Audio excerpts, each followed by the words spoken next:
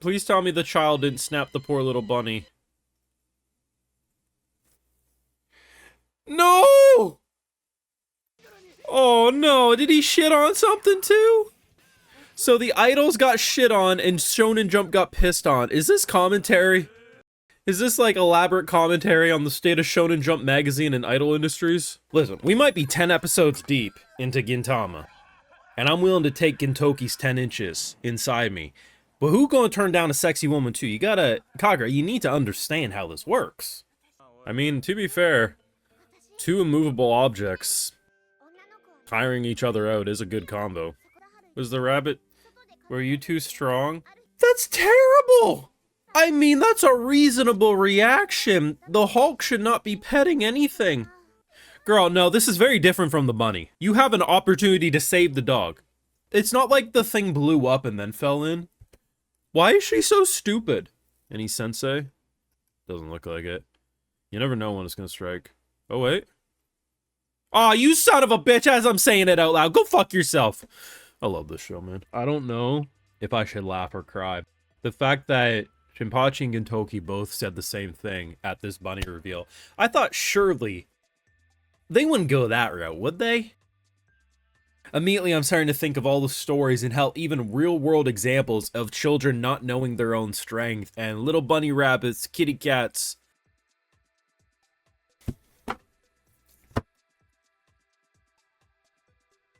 Bruh. Even though it was the size of a normal bunny, I thought surely it was like an alien bunny that was just really... No. That's me. That's my... This fucking show is wonderful. It is so goddamn stupid. And with episode 9 that I watched the other day, I've come to the realization that the best way to describe Gintama is most of the time, it feels like nothing has happened while everything has happened. And if that isn't the perfect way to describe the Gintama journey, I don't know what is. This show's a fucking 10 out of 10 has aged gracefully. Now you got this far in the video, you know what to do. Help show your support, drop a like, show your support, subscribe, ring that bell if you haven't already. And Patreon, we do live reactions to Gintama about 2 to 3 times a week. Last week only a couple episodes, but generally we try to aim for 3 episodes a week. And hey, I'm doing something a little interesting. For the next month or so, I'm going to try my best to get a video up once a week on Gintama. Giveaway time, baby. Once a week, I'm going to offer someone a paid month subscription to the Patreon so you can watch Gintama with me. The rules? Simple. Just say you'd like a chance to win. The only requirement is if I do select you, you have to join the tip tier. It's like $1 or $2 depending on where you live. Reason being is you can DM me at that tier. So if I pick you, you just have to DM me there and be like, hey, that's me. And then I'll give you a code for the premium. So you're saving quite a bit of money. So just letting you know, you want to join the tier for free? Just be like, hey, I want to be picked. And leave a comment. And I'll pick someone at random once a week for like the next month or so. Just to give back a little bit, okay? I feel generous, damn it. But, you know, up to episode 10, right? I've been waiting for the dog reveal. We got teased in the first couple of episodes, right? And, even better than I was expecting. I had no idea this dog hated her up until it was revealed. The fact that she's just so strong, she finally has a fucking pet that she can punch, it can punch back, and they just wear each other out is a really funny dynamic. But it is sad when you think about the fact that she loves animals so much that she just legitimately couldn't have one until she met this abomination. And the one thing about Gintoki and this whole dynamic, right? He didn't want to keep this dog. He hated this dog. And you know what? He knew that removing the dog initially would break her heart, but it kind of just felt like a child throwing a temper tantrum, you know? You can't keep the dog. But once you hear the fucked up bunny backstory, it's like, oh shit, we gotta keep the dog. You can tell this friend dynamic is legit. Like, they're gonna get under each other's skin. The girl's gonna bring home a dog that shits on the idol shit and pisses on our Shonen Jump magazine. But at the end of the day, they definitely are going to have a genuine friendship, and I think that's the heart and soul of this show, is that despite the bullshittery of everyone here, and how I honestly think every character shares the same brain cell depending on which scene's happening, it's just so sweet, man. Like, Kagura's a fucking menace, but goddamn, she's got to be one of the best female leads in a shonen. I mean, there's probably going to be a lot of male characters I see in the show too that will be in the running for best male lead, but like she's so different. Like if you think of One Piece, Naruto, Bleach, probably Black Clover, I haven't seen it, but like think of all what you would think of shonen female leads to be. She doesn't fit that mold.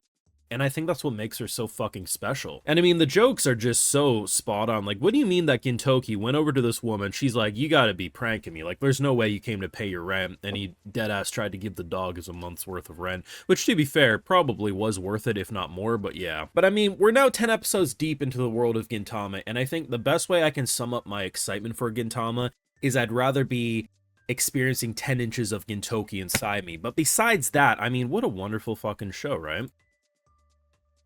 For some of you, that'll feel like a wild statement, but for those long-term viewers, it's actually one of my tamer ones. I also love the fact that we started this episode off with these two douchebags, one of them collar, the other dragging, basically implying that, you know, gonna be sold as, like, the new pet.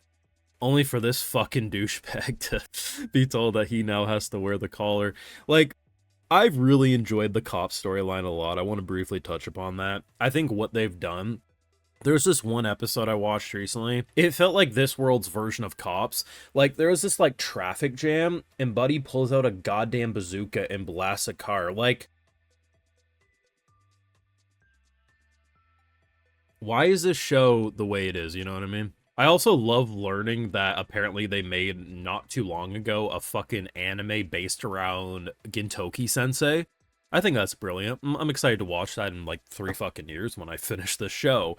But either way, it's always a fun little, like, are they gonna give it to us this week? And then, like, as I'm like, I guess, you know, maybe they don't always show it. And he's like, yeah, don't expect to see this shit all the time. I'm like, fucking hell. The show's comedy is on point, man. It really is. And I think one of the most interesting things that I've learned in recent weeks here is that this show didn't really have the same marketing push outside of Japan as like a lot of the shows like a One Piece and stuff that were able to build popularity outside of a normal audience that consumes animation. Yet the show still managed to blow up fairly well despite the lack of push. It's honestly wonder, had this show had the same type of marketing push as something like a One Piece, how much bigger it could have even became. But either way, the fact that this was able to accomplish what it did, despite all odds being stacked against it, seemingly multiple times nearly getting canceled, and my boy managed to push through, and you love to see it. May only be 10 episodes in, but I consider myself a big fan of this series, and I'm sure it's just only going to get better. But let me know your thoughts down below. What did you think by the time you got to the dog reveal? Did you want them to keep it? I still think it would have been more beneficial to leave the dog at Shinpachi's house and let Kagura interact with it there, because I feel like a yard's better for it, but fuck it, they do what they're gonna do. Let me know your thoughts down below. Drop a like, share, support, subscribe, ring the bell, and yes, Patreon for live reactions and exclusives do live over there.